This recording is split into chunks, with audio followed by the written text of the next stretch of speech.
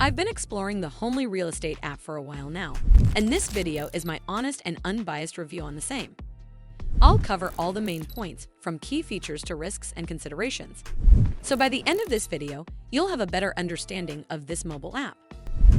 Homely is an Australian property app designed for people looking to buy, rent, or research homes on their iPhone.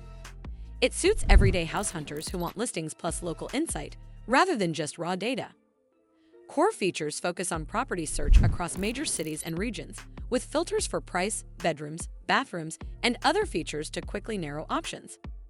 Listings highlight large photos, videos, maps, and local school data, which helps you picture the area and plan daily life like commutes or schooling.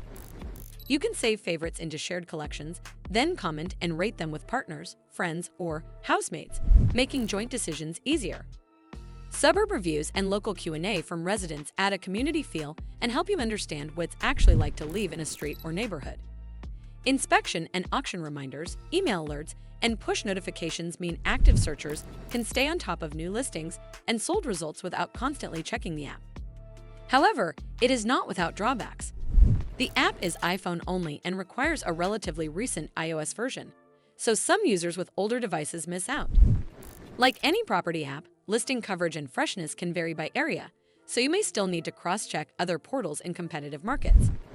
A small minority of reviewers mention occasional glitches or performance issues, even though the overall rating is high and most feedback is very positive about ease of use and suburb information.